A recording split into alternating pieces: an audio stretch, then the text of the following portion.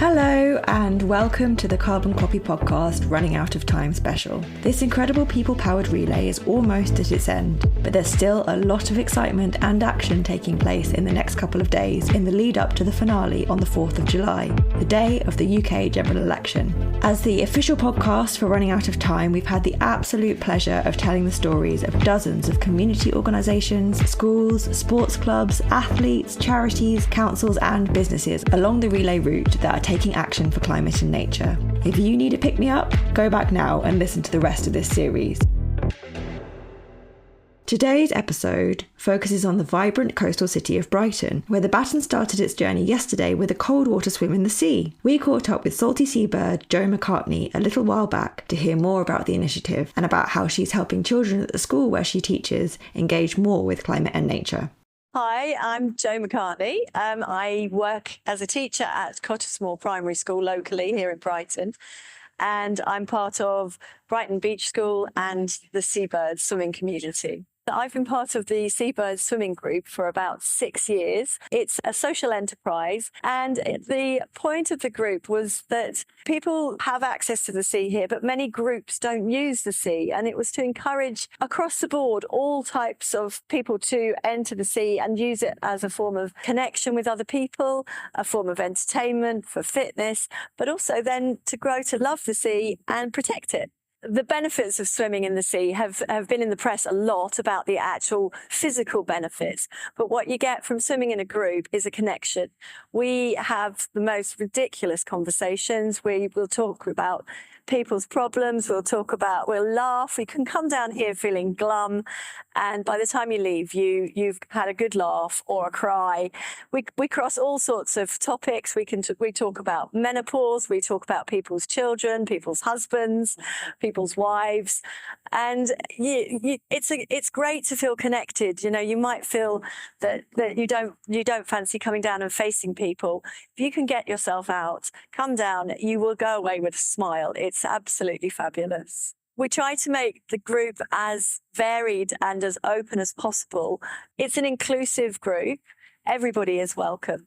Seabirds runs some charity swimming groups to try and encourage groups that aren't represented normally on the beach to join us. So the swimming lessons are funded by Seabirds as part of the charitable cause, and it encouraged people who don't know how to swim or who don't have access to swim and swimming equipment to come down to the sea.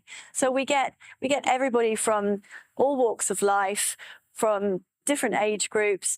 We get male, we get female, we get young, we get old. Everybody is welcome. We have had quite a lot of refugees here in Brighton, and we've encouraged connection with them to come to the sea and enjoy the swimming. And we have a lot of them now take part, which is fabulous, to welcome them into a community when they feel so displaced. So Seabirds is a social enterprise, and the money that they make from the equipment that they sell is put back into the community. This is the whole point of the Seabirds. It's the community aspect. So money will be spent on funding swimming lessons for people who don't normally access the sea. That is one of the main projects. Seabirds also contributes to other charities and works alongside Surfers Against Sewage for protecting the sea, and champions Leave No Trace, which is a litter awareness project here in Brighton where people should come to the beach but leave no trace that they've been there. We also champion Take 3 for the Sea, which is whenever you visit the sea, take 3 bits of rubbish at least away with you. Always take what you brought, but take 3 more pieces so that we can all get together as a community and protect our beaches. Cottesmore Primary School has an environmental committee, the Eco Committee, and the children take a huge part in the environmental aspects of the school. We have regular meetings and we get involved in lots of projects. One we've been involved in has been growing tomato plants for the school for healthy eating, and teaching the children all about where food comes from and how it's affected by the climate. Today, after school, they'll be selling some of their tomato plants, and they're very, very excited because these are their babies that they've grown, and they can't wait to run their eco shop. And we're also doing a refill shop, so people can bring their containers and refill them with shampoo, with hand soap, with washing up liquid, that sort of thing. Again, another environmental project that we've been running. We're trying to teach the children that even though they're small, they have a voice, and their voice is really important.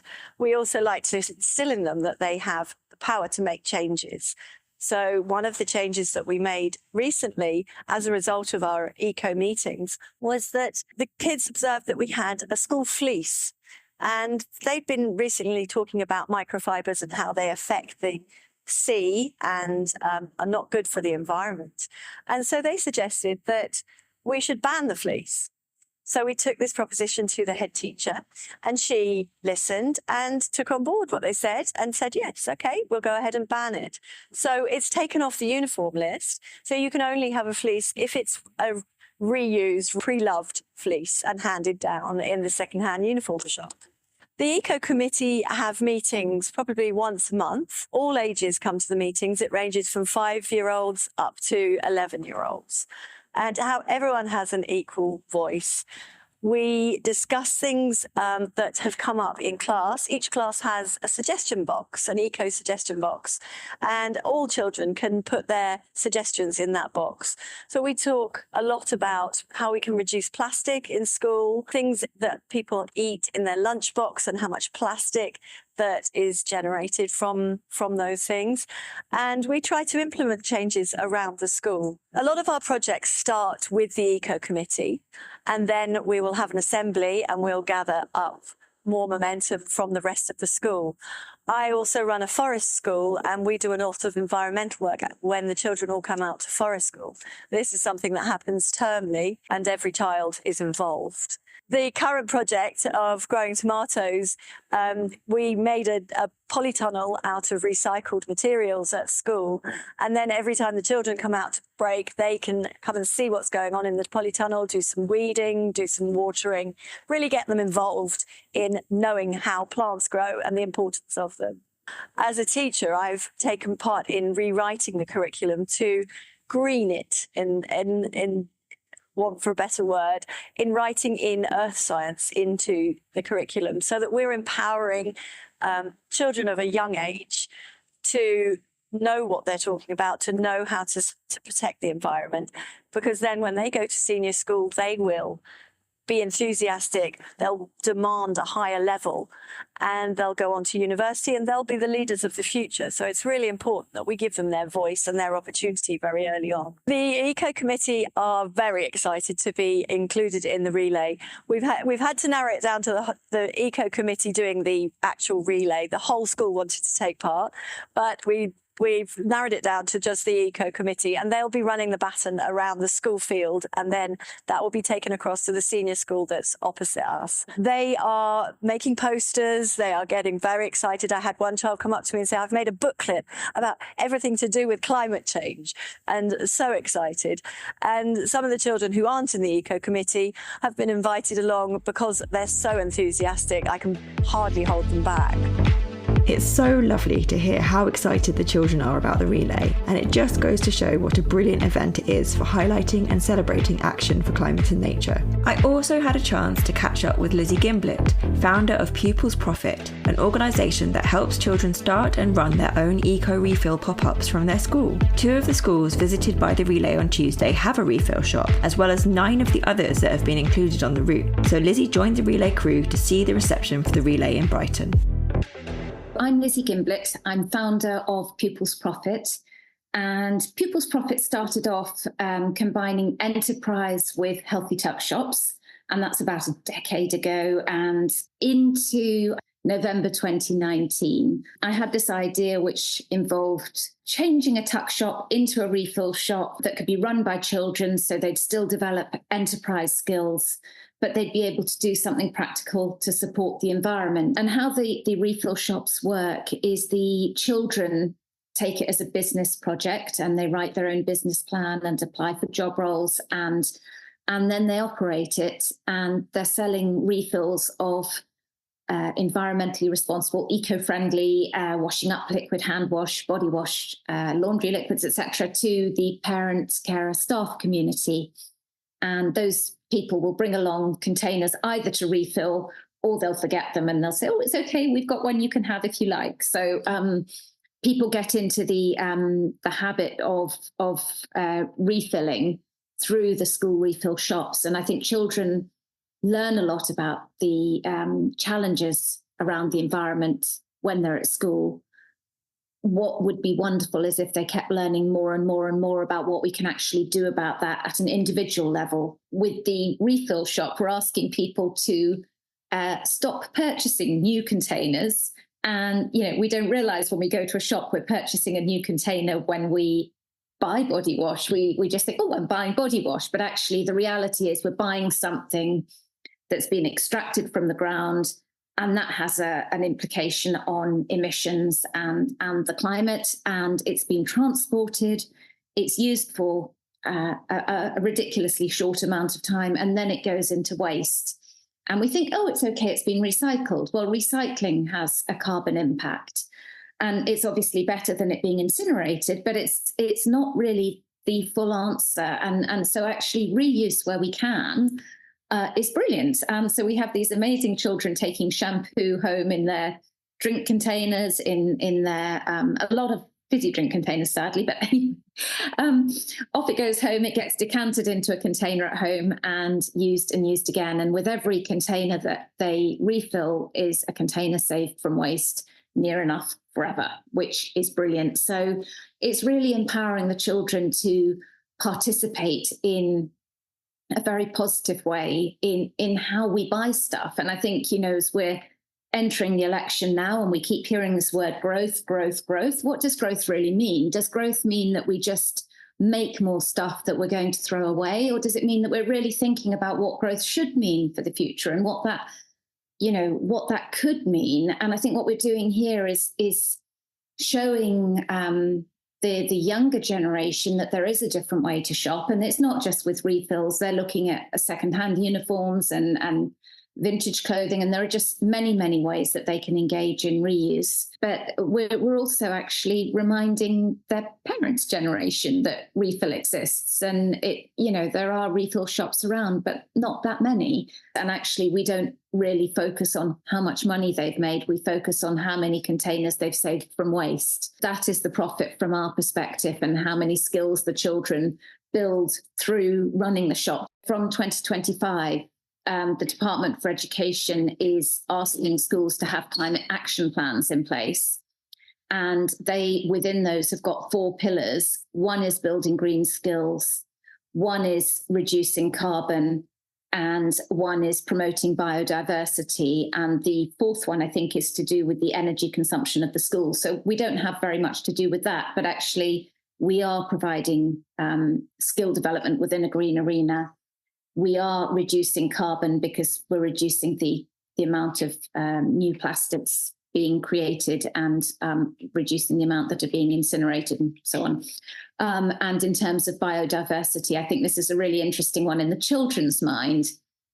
When they are doing this, they are 100% focused on the impact of plastic on the natural environment and all these terrible pictures that we see of turtles and fish trapped in bags, and that's what they are thinking about. So the training resources to date have been 100% physical training resources, and it's required a teacher to open up the toolkit and start using it with a group of children. And that's great because the teacher is involved and takes ownership with the children of what's happening, and it's worked well. But schools are very, very busy places. So we've got this new platform launching, and what it's going to be is cartoon animations of children telling children how to run eco refill shops and telling them what's involved in the marketing manager's job or what's involved in the buying manager's job. And then they go onto the platform and they can buy the product and they can do their stock takes and they can figure out how many containers they've saved from waste and how their skills are progressing. So it's really, really exciting. It's going to launch in September. It's being piloted at the moment. It's a great way to reduce teach time. They just switch on the training, press play, and everyone listens to Josh or Summer telling them what needs to happen. And then they have still some physical resources, but it's just a listen and do situation, which is much less of a time drain for teachers. It's sort of will be much more child driven. It's designed to be, yes, just a little bit more autonomous for the children, which I think children always find super motivating and generally rise to the challenge. What has happened today with the relay? I just wanted to see what actually took place in Brighton earlier today. I think, well, I know there was a swim. I couldn't get there early enough for that. That's my excuse. I'm sticking to it. But there was a lovely swim. And then the baton ran to Cardinal Newman Catholic Secondary School and, went into the playing fields and was flanked by all the children on either side, which was great, and got a really good welcome. Considering it's a secondary school, there was a lot of enthusiasm. So that was fantastic. And they then had a tour of all the amazing things that Cardinal Newman are doing. Their eco-ambassadors are really, really quite dynamic. They've planted and protected hedgerows. They've got amazing drinks machines that require no plastic bottles. So the kids at lunchtime are told, no plastic bottles, use these, and they are. Obviously, their refill shop, they had a tour of the refill shop and had some lovely eloquent messages from the eco team there. And they've got amazing, they showed the drone footage of the solar panels on their roof. And so that was really fantastic. And what they've also done is the team at Cardinal Newman have done a pop-up refill shop at the next school that the relay went to that we don't work with yet, but we're hoping to, Cottesmore. So the relay ran on there. And I went on to Goldstone Primary School, which did involve a certain amount of running and dinkying on the back of a bike to get there on time, but we made it. And then Goldstone, being a primary school, got a rip-roaring welcome from all the children in the playground. It's just lovely. The baton arrived, there was cheering. Rohan gave the most fantastic assembly and, asked the children about climate change and why was it important, and then what could they do about it? And that's just music to my ears. It's not just why is it important. Everybody really should know that it's important by now, but actually by encouraging the children to think about what they can do, it alleviates climate anxiety for them because they're doing something and they're actually doing something. I hopped on a train, the sun disappeared and I'm back in London. And that's as much as I know about today, but it was wonderful. Lots of lovely posters and just engagement from the children. And, as I say, it's partly about educating them, but it's also about actually empowering them to do something differently. What would you do differently? Thank you so much to Lizzie and Jo for chatting to us for this episode. The Carbon Copy podcast is presented by me, Isabel Sparrow. Our producer and editor is Bradley Ingham. Additional recording on this episode by Yasmin Redfern. Our next and final episode in this special series will be released on Friday, after what is looking like an incredibly busy and exciting day recording in London for the finale. Thanks so much for joining us for this episode. Until next time, goodbye.